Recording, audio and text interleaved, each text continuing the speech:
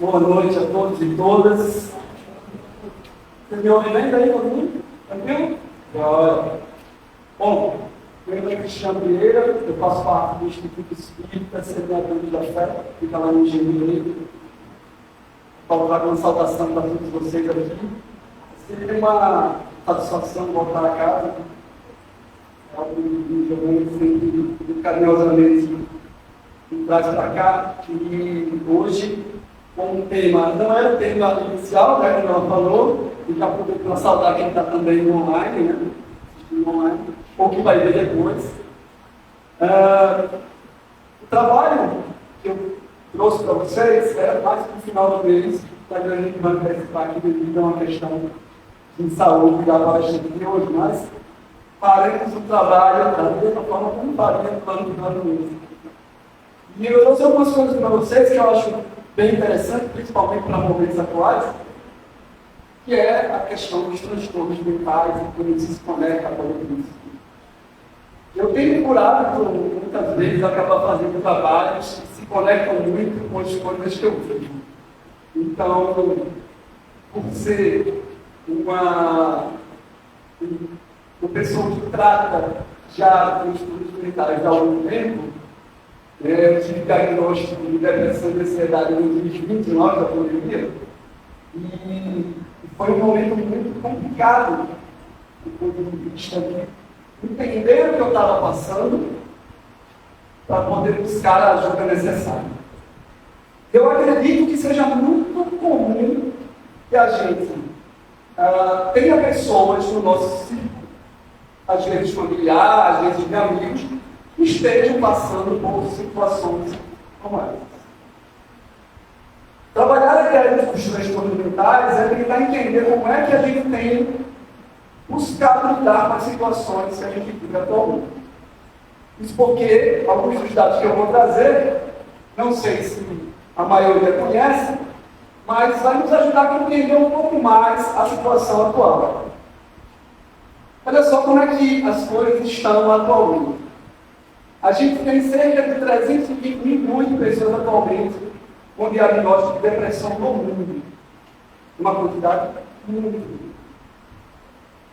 E a gente está falando aqui de casos que chegam aos médicos para ter um diagnóstico. Muitas vezes pessoas também passam por transtornos e simplesmente não têm diagnóstico, não vão para o médico, não entendem o que estão passando. Às vezes até o próprio acesso à estrutura de saúde já é difícil. Nós temos um aumento nos últimos 10 anos cerca de 18% de casos de depressão no mundo inteiro. Também é alarmante.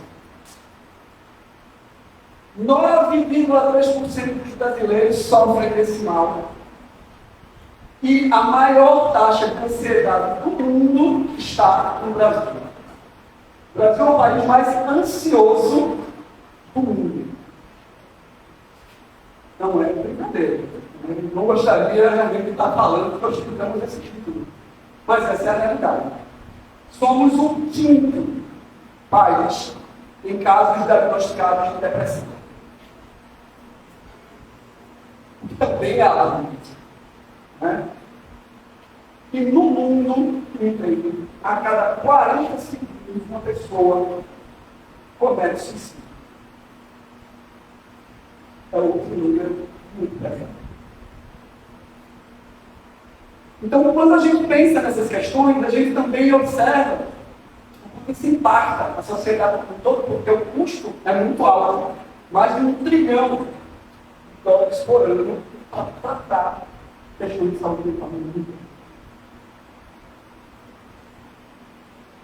Na América Latina, bom, como eu falei, somos o país mais ansioso do mundo, na América Latina, obviamente também estamos em primeiro lugar.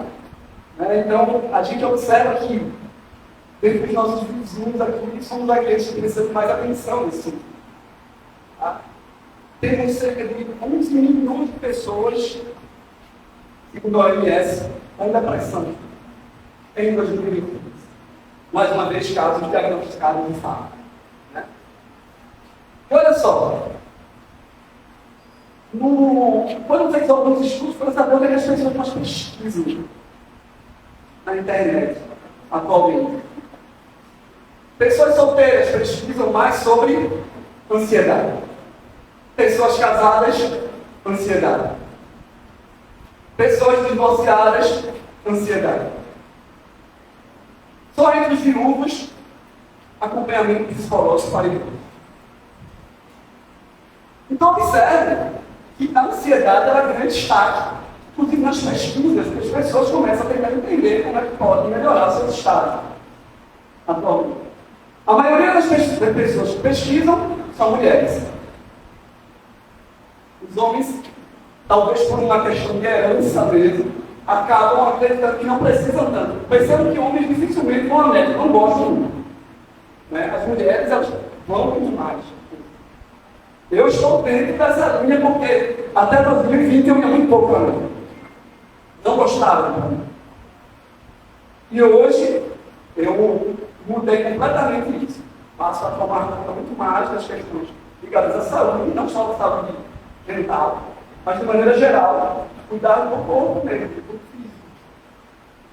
E isso é uma questão que pode parecer um preconceito masculino, não querer buscar médicos, mas o fato é que as mulheres buscam mais, pesquisam mais e buscam mais as questões ligadas à saúde comum. Tá? E uma questão que é importante que a gente entenda. Eu falei aqui de transtornos mentais, mas existe uma diferença de doença para transtorno. Não sei se vocês já pararam para observar esse detalhe, mas a doença, segundo a Organização Mundial de Saúde, ela é acompanhada de um estado de equilíbrio da pessoa em relação ao ambiente. Quando você tem saúde, você está equilibrado em relação ao ambiente. Tá? Para que uma condição seja considerada doença, ela precisa atender 3 critérios. Vamos lá. Ter uma causa reconhecida. Precisa ter uma causa que gere aquela doença. Tá? Ela tem que ter sintomas específicos e provocar alguma alteração no organismo. Ok? Tem que ter uma causa, tem que ter sintomas e tem que provocar alguma alteração no organismo. Tudo bem? Então a gente tem a gripe, tem a diabetes, tem a osteoporose, tem a artrite, enfim. Qualquer uma delas, a gente vai ter uma causa específica, a gente vai ter sintomas específicos e vai ter uma alteração corporal. Tudo bem até aí? Tranquilo? Jóia. Mas no caso do transtorno, há uma diferença. O transtorno nem sempre vai estar associado a uma doença propriamente. Normalmente está relacionado mais à questão mental ou psicológica. Tá? E olha só, a gente tem aqui alguns desses. Transtorno de ansiedade, transtorno depressivo, transtorno de déficit de atenção. Observem só. Quem já foi aqui, quem já teve essa experiência? Eu vou contar uma experiência minha, aí vocês vão dizer se vocês já viram isso. Certo dia eu acordo, e ao acordar eu começo a sentir o coração palpitar, sem entender esse dia. Começo a sentir a respiração faltar, sem entender. Começo a achar que eu estava ficando dormente, eu já não sabia se era físico, se já era uma questão psicológica, mas eu achei, literalmente, naquele momento, que eu estava tendo um infarto. E aí, o que eu faço? Pego o táxi e vou para o hospital. Quando eu chego no hospital, eu relato exatamente isso para o médico. Olha, eu estou com palpitação. A respiração está faltando, eu estou aqui desequilibrado, eu acho que estou morrendo. E a gente fica num desespero completo. Quando o médico olha para mim, ele diz, ok, vamos fazer o exame de coração aqui, o eletrocardiograma aqui, vamos lá, e passa por uma bateria de exames na emergência.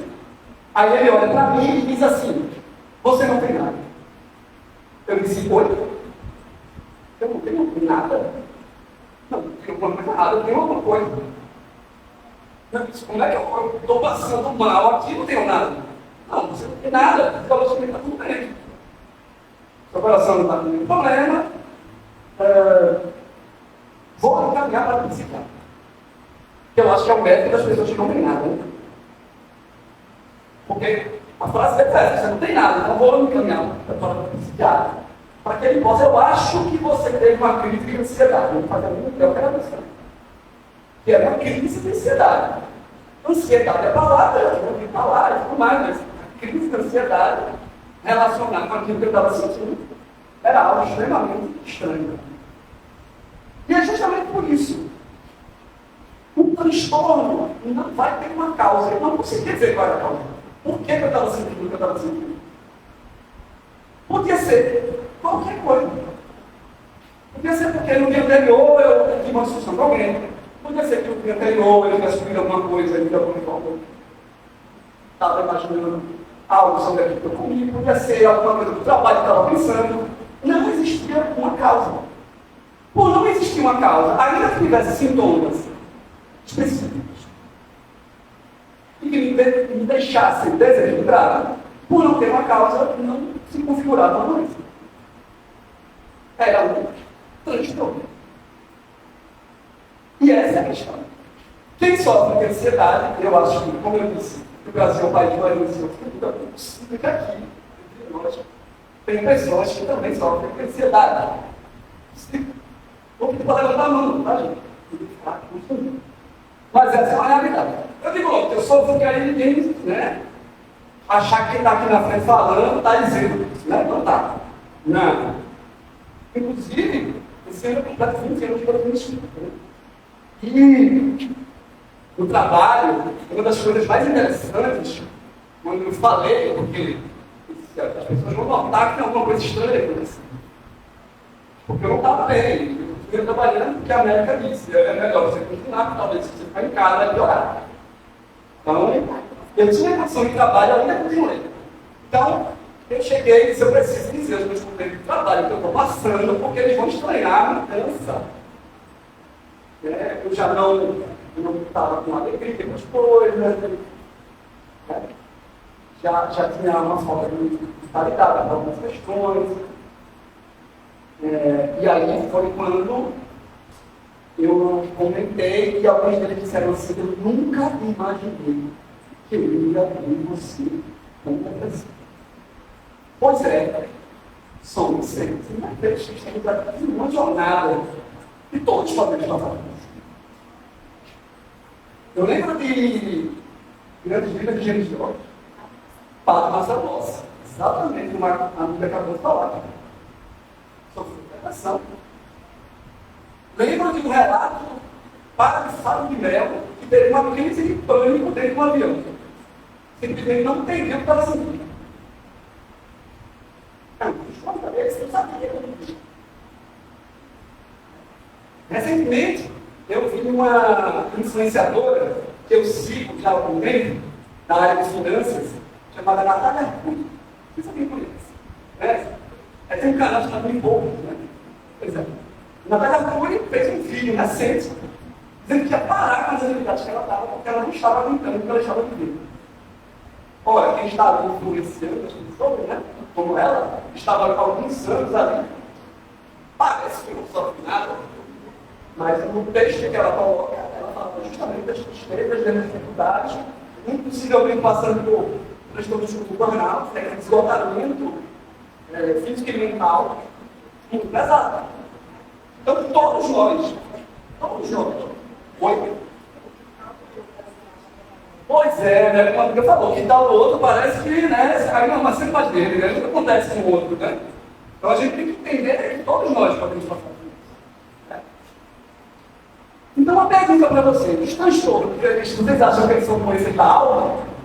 Doença da alma, aqui quando a gente entende da alma, para o espiritismo é espírito encarnado, não é isso? Vocês acham que é uma doença só surge aqui no encarnado? Ou seja, a gente traz isso de antes ou isso surge aqui? Né? Então é muito interessante, né? Que a gente precisa entender também. Quem que veio? Como é que a gente pode conectar essas ideias aqui? Vamos para frente. Fazer um pouquinho de ciência aqui também.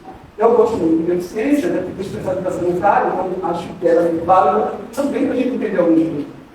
Então, olha só, principal órgão do nosso corpo, de fato, é o cérebro, responsável por gerar os comportamentos que a gente tem. Do ponto de vista físico, é o nosso cérebro que sabe os comandos que a gente possa fazer aqui. Ok? Os neurônios são as células do nosso cérebro que vão passar sinais elétricos que vão transmitir mensagens do nosso corpo de maneira geral. Tá? E a gente tem algumas substâncias chamadas de neurotransmissores. Os neurotransmissores são mensageiros químicos que vão passar informações de neurônios para neurônios que têm funções específicas no nosso corpo. Tá? Então, o cérebro, como o órgão principal, os neurônios são as células que vão nos ajudar a trilhar esse caminho onde a mensagem vai passar para o nosso corpo, de maneira geral. E os neurotransmissores, umas substâncias químicas que vão passar essas mensagens e executar algumas funções também. Tá? Os principais neurotransmissores, a gente fala um pouco dessa parte também. Vou trazer só alguns deles, tá? Mas um deles é a serotonina. A serotonina, ela influencia... Opa, volta aqui. A serotonina, ela vai influenciar o humor, o apetite, o estômago, vai regular a dor.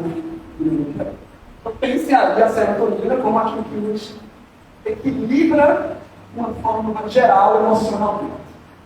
Tá?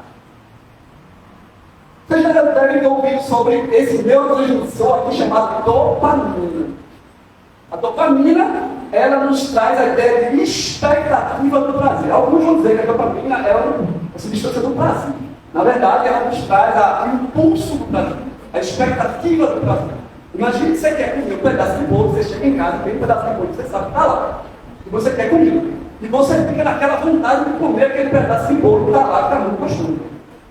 Essa vontade, esse impulso, essa expectativa de que aquele pedaço de bolo vai gerar prazer, faz com que o nosso cérebro produza dopamina. Ok? Isso vale para tudo, tá? Imagina que você quer fazer uma viagem e você está super empolgado com essa viagem. Naquele momento ali, você está naquela empolgação, naquele impulso para a viagem que vai acontecer, ou qualquer outra coisa que você queira, aquele desejo que você tem, a dopamina vai funcionar. Tá?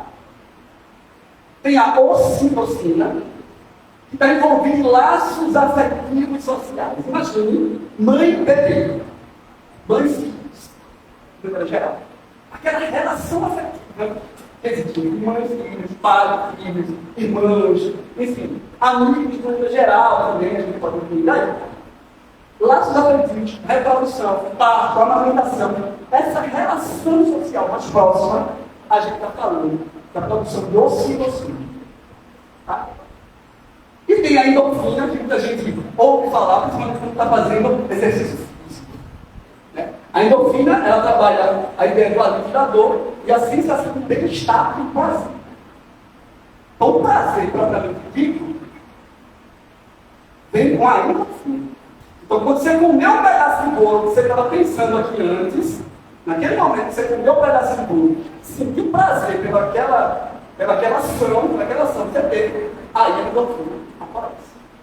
Da mesma forma como eu fico fazendo exercício físico, vou endorfinar meu corpo. Porque, na verdade, a ideia é que você está fazendo exercício físico, aquilo ali gera para você uma sensação de uma recompensa que você tem. Estou sentindo que eu estou ficando mais forte. Endorfina sendo trazida para todos nós. Percebam. E esses neurotransmissores, eles têm características específicas. Eles vão trazer sensações específicas para cada um. Já é? Guardem eles aí. Mas já é? Não vai decorar não. Mas a gente vai guardar alguns coisas. Tá? A pergunta. Transtornos mentais, para vocês, têm origem física ou têm origem espiritual? Pensem aí. Guardem a resposta aí para vocês. Quem quiser falar, pode falar. Não tem problema. Quem quiser vir aqui também. Sem problema. Mas pensem aí entre vocês. Será que é físico? Será que é espiritual? Será que é os dois? Né? pode ficar com essa dúvida. Vamos avaliar um pouquinho algumas questões? Olha só alguns estudos recentes aqui sobre questões ligadas a transtorno mental. Falta de vitamina B12 pode levar a depressão e ansiedade. De um jornal psiquiátrico americano, em 2022.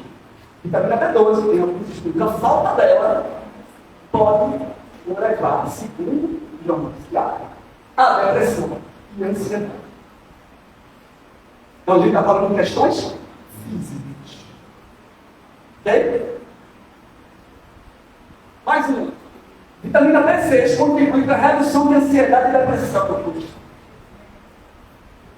Olha aí. Mais uma vitamina que, segundo estudos, quando não presente no nosso corpo, pode afetar a questão ligada a transtorno mental. Saiba que uma deficiência de vitamina D pode aumentar o risco de depressão. Esse é um estudo que ainda está meio controverso, porque não se sabe se a falta de vitamina D pode levar à depressão ou pessoas deprimidas porque não saem de casa, não tem,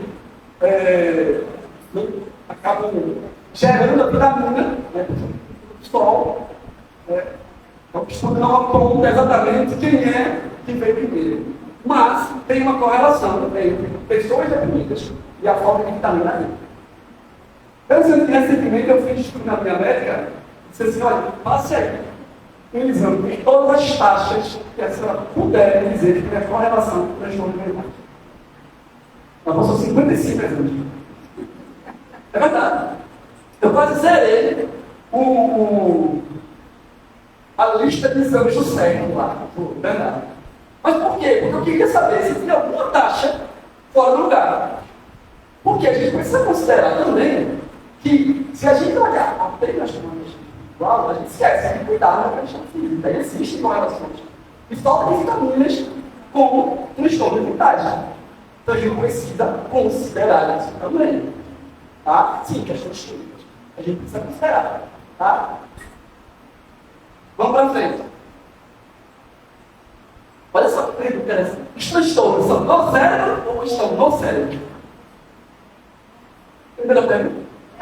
Então, do cérebro ou estão no cérebro? Não pergunta capciosa. É isso aí, a ideia aqui é cutucar. A ideia é cutucar todo mundo aqui, para a gente sair pensando. Mas vamos para frente, vamos para frente. Quem comanda as nossas expressões, atos, condutas, de maneira geral? Quem comanda? O cérebro dá o comando, tá? Para a gente poder agir? Quem comanda? Ele faz sozinho? Não, né? Tem alguém por trás disso. Tem um ator aí que a gente tem que considerar. Entende? No livro dos Espíritos, quando a gente pergunta o que é o Espírito, a espiritualidade nos diz que é o princípio inteligente do universo, não é assim? Então existe uma inteligência por trás do corpo físico. Não é isso? Dos espíritos, uns terão sido criados bons e outros maus. Deus criou todos os espíritos simples e ignorantes. Isto é, sem saber. A cada um deu a missão com o fim de esclarecer e fazer chegar progressivamente à perfeição. Então, cada um de nós aqui produz as condutas de acordo com a sua própria vontade. Tá? Sim, exatamente. É o que a gente chega agora. O homem gerencia a energia progressiva ou progresso não é mais do que o resultado do ensinamento. Olha só, o homem tira de si mesmo a energia para progredir, ou o progresso não é mais do que algo ensinado para nós. E a espiritualidade nos diz que o homem se desenvolve por si mesmo. É a gente que faz o processo. Naturalmente, mas nem todos progredem ao mesmo tempo, não é assim? E da mesma maneira, é então que os mais adiantados vão ajudar os outros a progredir pelo contato social. Sem isso, a gente não teria referências também para ver as coisas que a gente pode fazer, inclusive para melhorar. Né? Muitas vezes aprendemos por exemplos. Nós vemos no nosso dia a dia. Não é verdade? Isso é muito comum. Mas somos nós quem definimos, nós espíritos, princípios inteligentes do universo, quem definimos as condutas da partir do livre-arbítrio. Entende? Então, nosso cérebro está tomando a partir do espírito que decide. Ok? Temos a nossa responsabilidade nesse aspecto. Vamos conectar tudo isso, já não? Mas eu quero fazer uma experiência social com vocês. Adoro essas coisas que eu quero todo mundo subir. Eu vou pedir para quem quiser e puder. Não se sinta obrigado se não quiser. Mas eu vou pedir. Certo? Que vocês levantem. Quem quiser e puder. Tá? Levanta. Quero fazer uma experiência aqui com vocês. Se não quiser ficar também, tá, gente? É só para a gente poder fazer algumas coisinhas aqui. Vamos lá. Se tem que ter levantando ali, dá pouquinho. Vou pedir para que vocês, na posição que vocês tiverem, procurem alguém que fique em frente para essa pessoa. Acho que está bonito isso nessa história. Vamos rindo um para o outro. Olhe para essa pessoa. Dê um sorriso para ela. Deseje paz. Bacana. Olha, já tem gente que já deu as mãos, eu acho muito bacana. E eu vou pedir para quem quiser e puder também, para dar um abraço. Joia. Podem sentar novamente. Foi rápido, tá vendo? Mas eu gostei que eu vou colocar um soninho. A melhor parte da história. Até eu fui fazer essa palestra duas vezes, mas essa tem que ser a primeira vez que eu faço essa experiência. Eu senti que era muito interessante. Nesse momento, vocês mexeram com aqueles neurotransmissores que eu falei lá. Vamos lá. Quem se sentiu? Precisa levantar a mão, não, tá? Mas teve gente que certamente se sentiu bem incomodado. É possível. Causou um certo estranhamento. Pode ter acontecido. Mas é possível também que vocês tenham estabelecido uma conexão social importante. Quando vocês começaram a sorrir, quando vocês começaram a... Aqui as amigas já deram as mãos antes de eu falar a verdade. Né? Elas já estavam na energia. Nesse momento, aquele contato social ali pode gerar dopamina se ela tinha expectativa de que seria bom. Percebe? Vai ser bacana. Eita, já estou aqui naquele movimento. Dopamina na história. Perfeito. Mas também, ocitocina, perfeito, mesmo.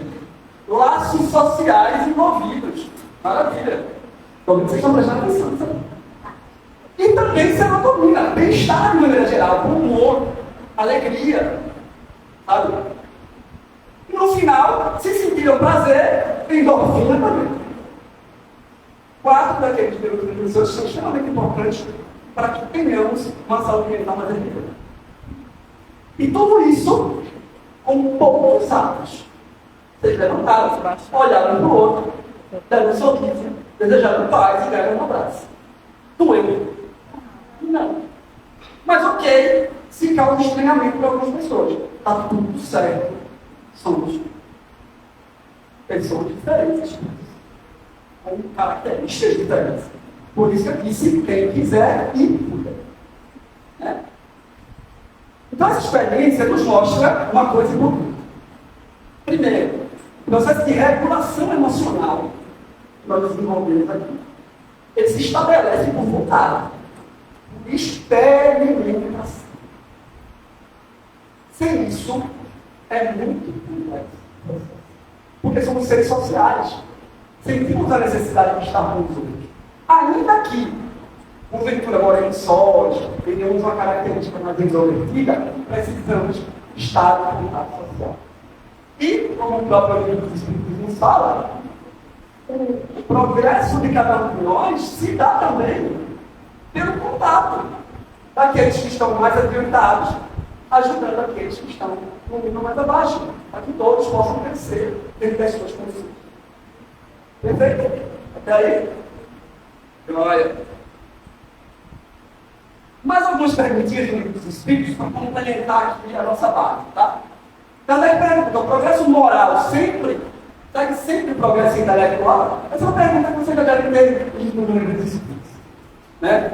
A espiritualidade nos diz, é a sua consequência. Mas não segue sempre imediatamente.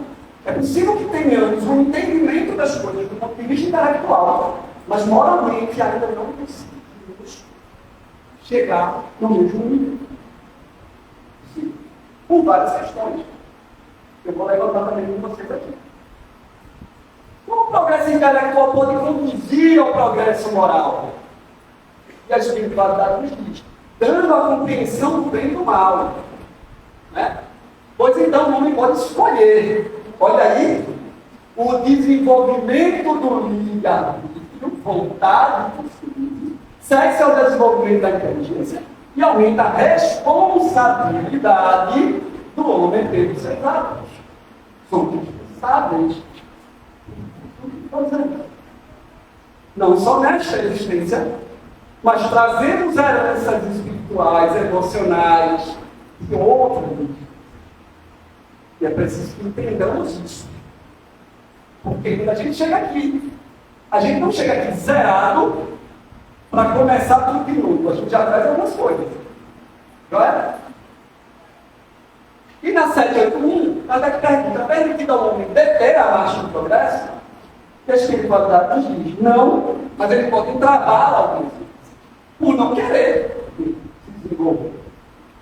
E a gente percebe isso muitas vezes. Sim. Quando estamos envolvidos em processos de transtornos mentais, muitas vezes negamos. Muitas vezes não queremos ajuda. Muitas vezes deixamos de buscar aqueles que podem nos beneficiar, seja do ponto de vista intelectual, do ponto de vista moral, aqueles que podem nos ajudar através da medicina. Eu tenho um irmão que tem esquizofrenia. E também que não é muito fácil para ninguém. Tenho um irmão que esquizofrenia e tenho eu que tenho diagnóstico de depressão ansiosa. Né? E não é fácil para contribuir. Mas ela faz o melhor que ela pode para nos manter. Meu irmão, por muito tempo, não quis tratamento, recusou. E aí é importante a gente entender que, em alguns momentos, o espírito não tem a condição de evoluir sozinho.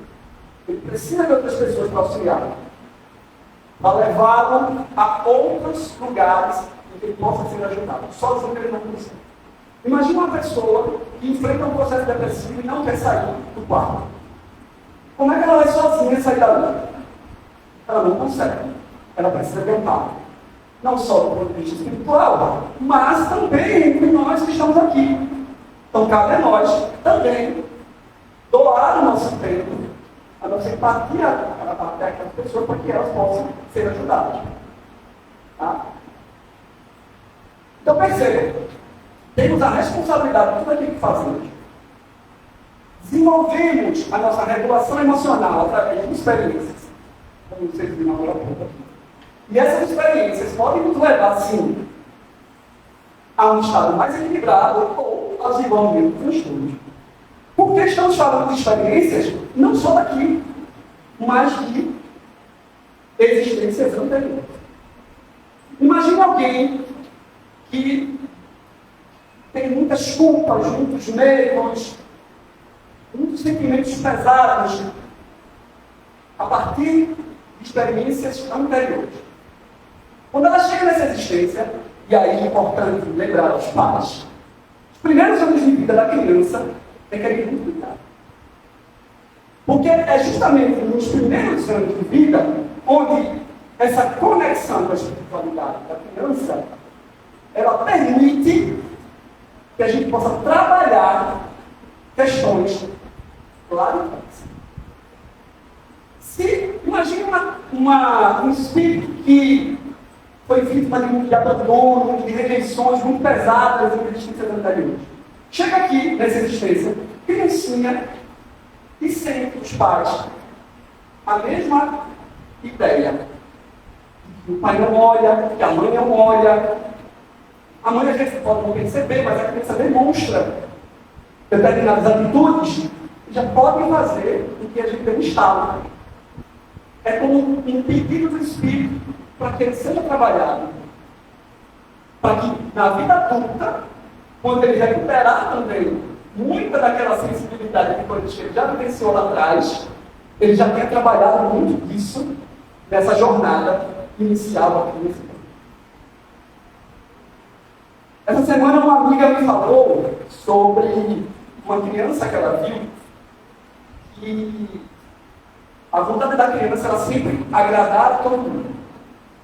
Ela só queria agradar. Ela só queria agradar. Esse é um comportamento típico dentro da psicologia. Se a gente for buscar livros ligados à teoria do apego, por exemplo, de John Bowlby, tem uma trilogia que é a teoria do apego. Você pode desenvolver alguns tipos de apego, um deles é o apego ansioso. Pessoas que sentem que não têm o acolhimento necessário desde a infância, elas podem desenvolver alguns comportamentos. Um deles é entender que, para que ela tenha a atenção do outro, ela precisa agradar. E aí você cresce um disfuncional querendo agradar todo mundo. E quando você não consegue agradar todo mundo, porque é humanamente possível, você pode desenvolver transtornos por entender que você é culpado. Se as pessoas, se agrada as pessoas, elas não gostam de você, é porque você é que é o problema. Essa é uma possibilidade. Dentre tantas que a gente pode estudar no ponto psicológico. Existem crianças, por exemplo, que quando não tem acolhimento na infância, elas buscam a autossuficiência. Ou seja, se ninguém me olha, eu vou fazer tudo por mim. Cresce sem acolhimento, sem olhar, sem ser abraçado, vamos dizer assim, pelos seus cuidadores. E cresce autossuficiente. Essa é uma possibilidade. E essa autossuficiência faz com que ela crie barreiras para o mundo. Ninguém chega perto de mim, não, porque eu me protejo. Quando é que você vai descobrir isso? Talvez já na vida adulta, quando você intencionalmente buscar terapia. Porque se você não buscar, e você não entender isso, você vai passar por essa existência aqui repetindo muito da sua carga emocional de existências anteriores. Dentro dessas cargas estão os transtornos vividos pelas experiências lá de trás e pela falta de novas experiências aqui. Porque quando a gente ressignifica, já estou muito conhecido na psicologia, como é que a gente ressignifica uma situação? Ressignificar, criar um novo significado para alguma coisa de vida. Como é que você faz isso? Vivendo novas experiências. Para que aquela experiência que você teve, que você entende que é sempre assim, alguém que, por exemplo, sente rejeição e abandono desde a infância, pode crescer achando que todo mundo vai embora sempre. Todo mundo vai abandonar. Aí não consegue ter relações saudáveis com as pessoas. E quando alguém abandona, ela vai dizer, tá vendo? Eu sabia que isso ia acontecer. E quando é que isso vai mudar? Claro, ajuda, muitas vezes, terapêutica. Terapeuta pode ser psicólogo, psicanalista, qualquer outro terapeuta. Muitas vezes, precisamos do remédio primeiro. Por quê? Porque terapia, quando você está num transtorno mais pesado, se você só buscar terapia, você pode não estar regulado emocionalmente para entender o que a terapia vai te dizer. Então você precisa do remédio para estabilizar, basicamente, regular as suas emoções. Para que quando você chegar na terapia, você consiga ressignificar, criar novos olhares para as coisas que você está vivendo. Ok? Vou dar um exemplo para vocês. Eu sempre achei que bacalhau era a pior comida do mundo. Eu não conseguia sentir o cheiro de bacalhau. De longe já me incomodava. Não me dê isso aqui, eu sei que muita gente gosta de bacalhau, mas eu não gosto. Ou não gostava. Até que um dia, uma moça me disse assim: olha só, eu acho que fizeram um bacalhau muito ruim para você. Não sei. Sei não.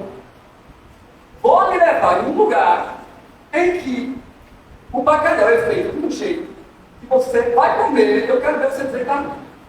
Gente, eu fui nesse lugar, experimentei o bacalhau, era top. Mudei a minha crença sobre o bacalhau. É uma crença que me limitava. Eu já entendia que bacalhau era ruim, eu nem tentava. Eu nem tentava. A gente faz muito isso. Pensem em alguma coisa que vocês acreditam e vocês... Mas se você fizer assim, você vai, não dá certo não. Dá certo não, vou nem tentar. Por quê? Você já estabeleceu que não funciona. Você já se colocou na posição que você não vai experimentar nada novo. Se você já se colocou assim, vai mudar como?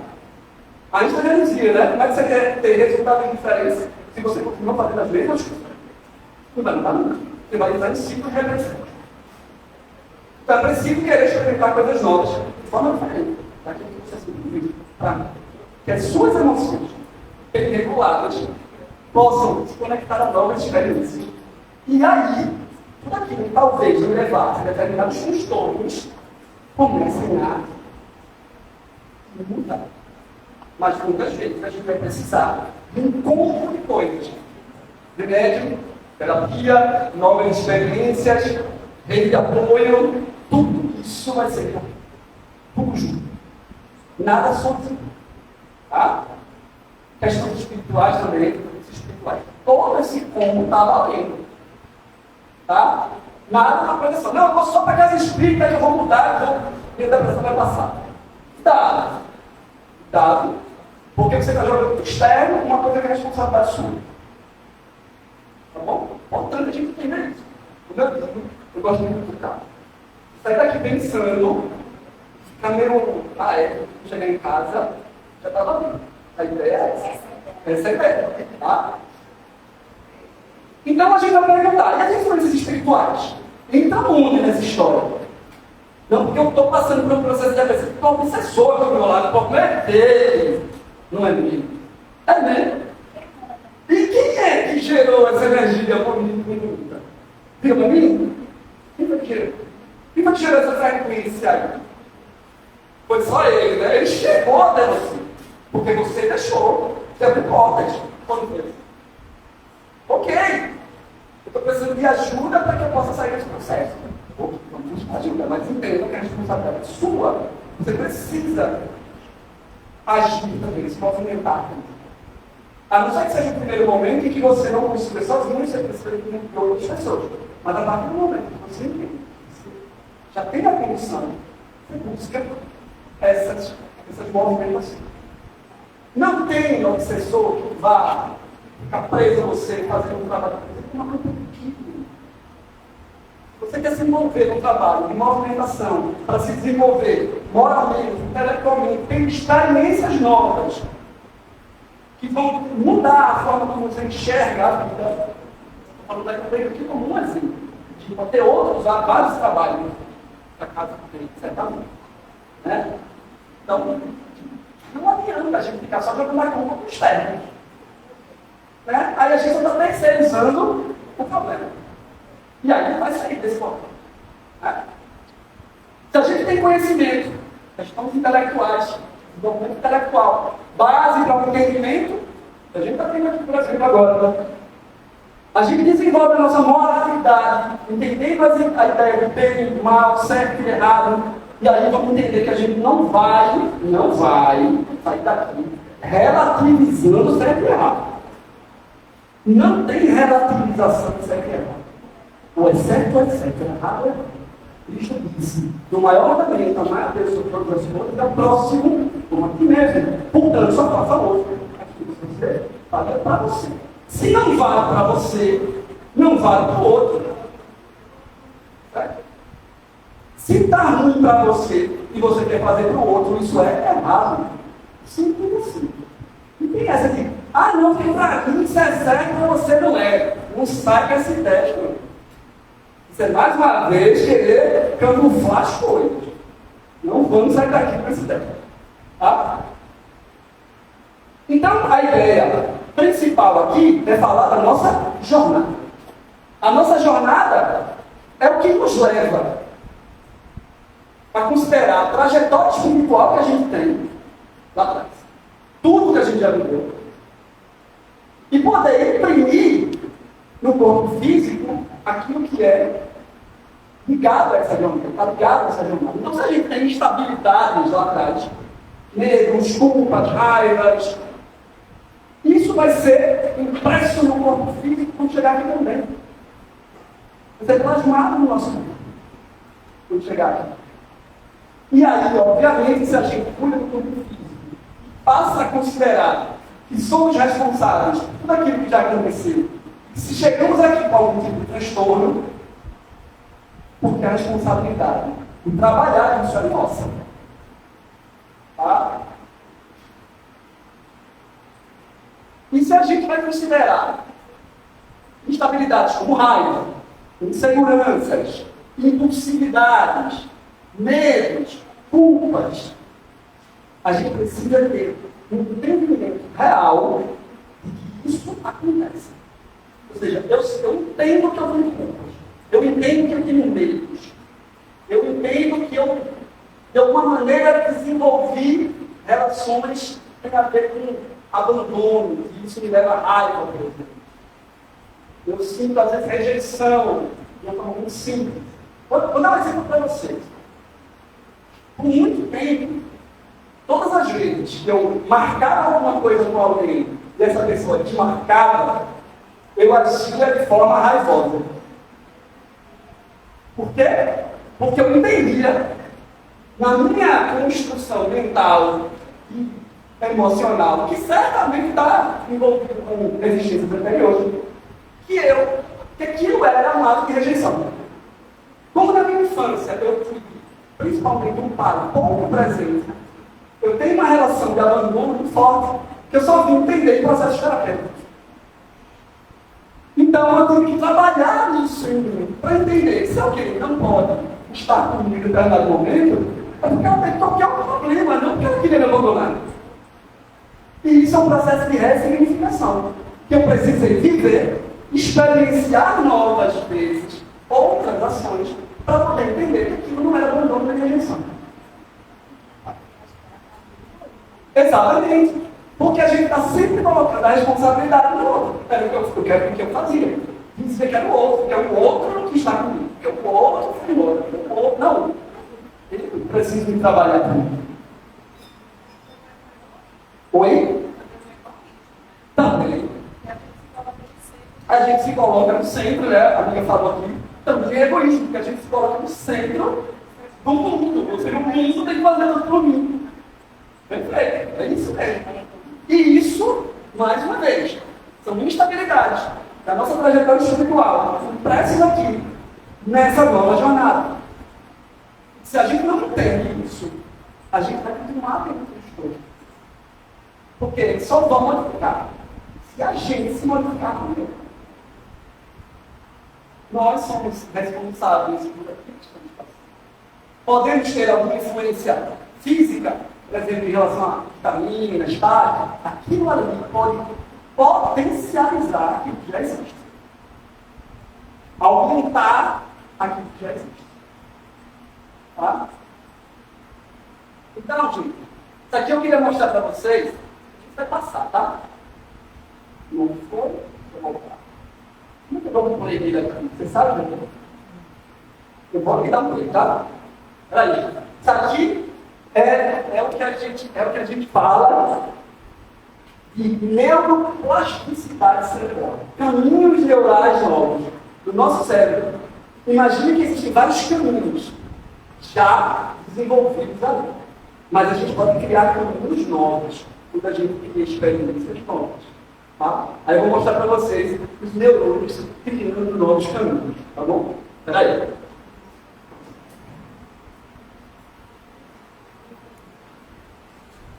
Presta atenção aí. Olha aí, que coisa linda. Eles estão ali, ó. A gente está tendo uma experiência nova. Pensa assim. A gente está tendo uma relação nova. E aí os caminhos começam a ser criados. Eles começam a se reconectar. Criar uma nova estrutura lá no nosso cérebro. Isso pode ser feito todos os dias. É uma coisa linda.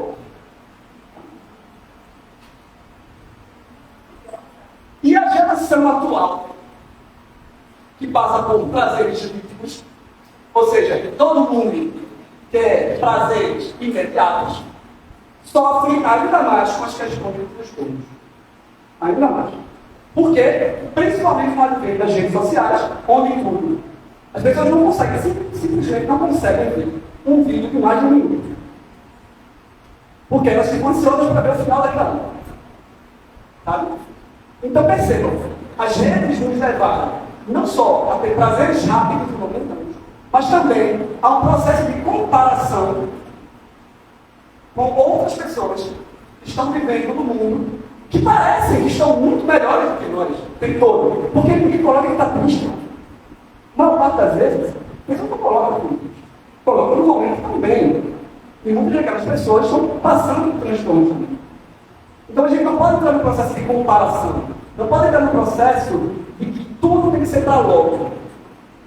Porque isso gera ansiedade toda. Que é essa busca pelo que está lá na frente. Sabe? E esse é um ponto importante, porque isso gera muitas das instabilidades que nós temos atualmente. É claro que essa geração também tem heranças de outras existências, que, se não trabalhadas agora, nesse momento, elas podem crescer como adultos disfuncionais. Né? Tá?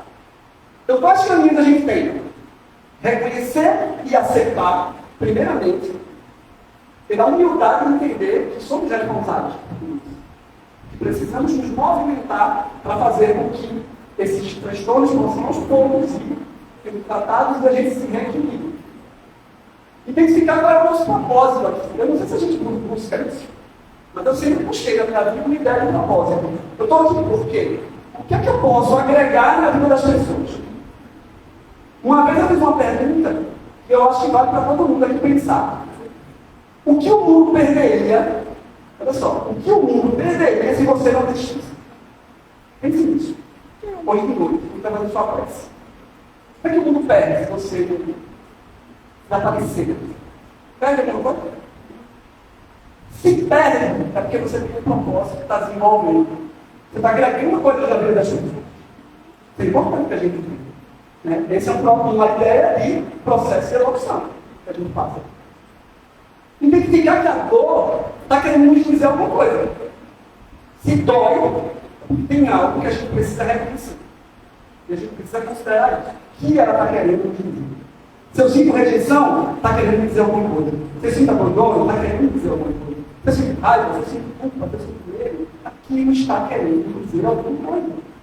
E eu preciso tentar encontrar agora essa resposta. Desejo de esclarecimento para mudar. Se a gente não busca esse esclarecimento, se a gente não entende o que a gente está passando, a chance de você mudar é praticamente zero. Então a gente tem que buscar o tempo todo. Tentar se esclarecer o tempo inteiro sobre isso. Tá? Senão a gente vai viver escravo. Remédio terapia. O que a gente quer não é viver assim. A gente quer se esclarecer cada vez mais para que a gente cresça e evolua. Tá? E a importância de educar o espírito. Não só do ponto de vista terreno, como eu falei, dos primeiros anos aqui do espírito, mas a educação do mundo todo, é mais ampla. Quando estudamos e tentamos nos desenvolver para sermos pessoas melhores nesse mundo. Tá? Então, para fechar, os transtornos, na verdade mesmo, são instrumentos para que a gente possa chegar à cura, seja ela qual for. Se a gente entender assim, a gente vai olhar o transtorno até que nós chegamos para que a gente possa se trabalhar, se melhorar e evoluir, entender os nossos propósitos. E certamente, sair desse plano melhores que chegamos. Muita paz a todos e todos.